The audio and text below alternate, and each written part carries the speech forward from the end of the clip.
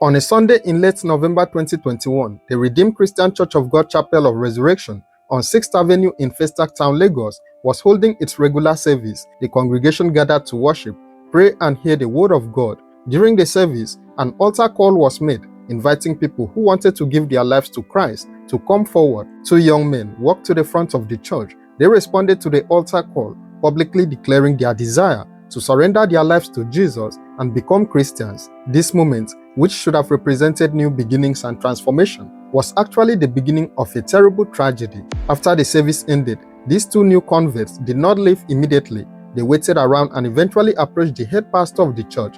The two young men, who claimed to be upcoming musicians, told the head pastor that they were stranded. They said they had come to Lagos from Ilorin in Kwara State, hoping to find opportunities in the music industry, but they had nowhere to stay. The head pastor, moved by compassion for these two seemingly new believers who were far from home with no shelter, made a decision that reflected the generous spirit of Christian hospitality. He allowed the two young men to stay on the church premises until their situation could be sorted out. He handed them over to another pastor, 42-year-old Pastor Babatunde Dada, who served as the administrator and accountant of the Chapel of Resurrection, asking him to look after the welfare of the two converts. Pastor Babatunde took his responsibility seriously. He served as administrator and accountant of the Chapel of Resurrection and had dedicated nearly a decade to the church. He was described by everyone who knew him as a calm, gentle, peaceful man. He owned a laundry shop close to the church, and rather than have the two young men sitting idle, he invited them to help out there so they could earn some money while their situation was sorted. The two converts, whose name would later be established as 15-year-old Farouk Muhammad and 17-year-old Jamil Kasali, worked at the laundry and appeared to be settling in. To everyone around them, they seemed like two young men, grateful for the help they were receiving.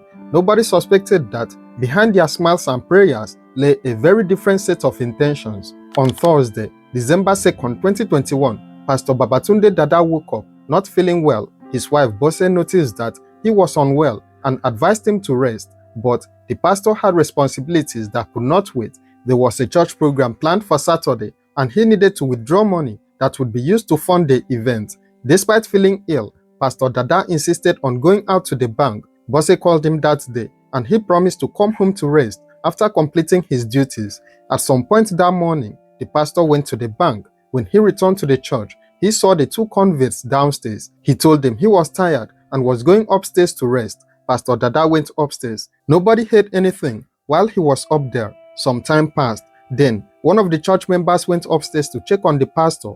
What they found would send shockwaves through the entire church community. The church member found Pastor Babatunde Dada lying in a pool of his own blood. He had been brutally attacked. In what should have been the safety of the church he had served for nearly 10 years, there was evidence of a violent struggle. Broken bottles were found at the scene, and it was clear that the pastor had been stabbed multiple times. When people rushed to help and the alarm was raised, another disturbing discovery was made. The two converts, the same young men who had publicly given their lives to Christ just days earlier, were nowhere to be found. They had completely vanished, and so had the pastor's bag, which had contained money he had withdrawn from the bank.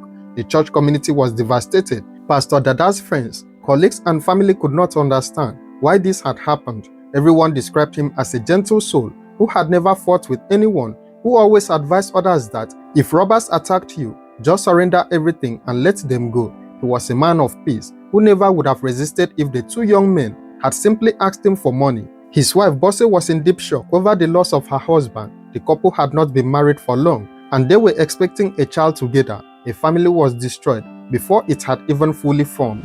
A report was made to the police. Investigators began working to track down the two missing suspects. The suspects had stolen Pastor Babatunde's phone, but the police were able to track the device's location. The signal had led them far from Lagos. One of the suspects, Farouk Muhammad, had traveled to Ilorin in Kwara State, where both suspects originally came from. The homicide section at Panti in Lagos coordinated with authorities in Ilorin, and Farouk Muhammad was arrested over there. The second suspect, Jamil Kasali, was found closer to the scene. He was apprehended in Festac Town itself.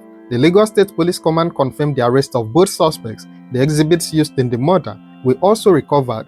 During interrogation, the two young men confessed to the crime. Their confession revealed a combination of desperation, greed, and a shocking lack of moral boundaries that had led them to murder a man who had showed them nothing but kindness. The suspects explained who they were. They were aspiring musicians from Ilorin who had been trying to break into the music industry for about 3 years. Farouk Muhammad's stage name was Zilite, while Jamil Kasali went by J Fresh. Muhammad admitted he had lied to his parents about coming to Lagos for a show that would earn him at least 200,000 naira. Their plans never worked out, and they found themselves stranded in Lagos with no money and no prospects. On the morning of December 2nd, the pastor had given them money for food and left. Then, critically, Farouk received a phone call from his mother back in Ilorin. She was sick and needed urgent medical attention. She was asking him to come home quickly, but he had no money. He and Kasali were desperately thinking about how to raise money to help his sick mother when Pastor Dada returned to the church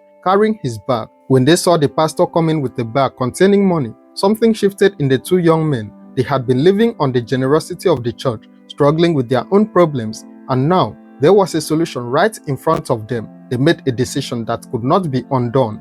They followed the pastor upstairs. When they got there, they hit him with a plank.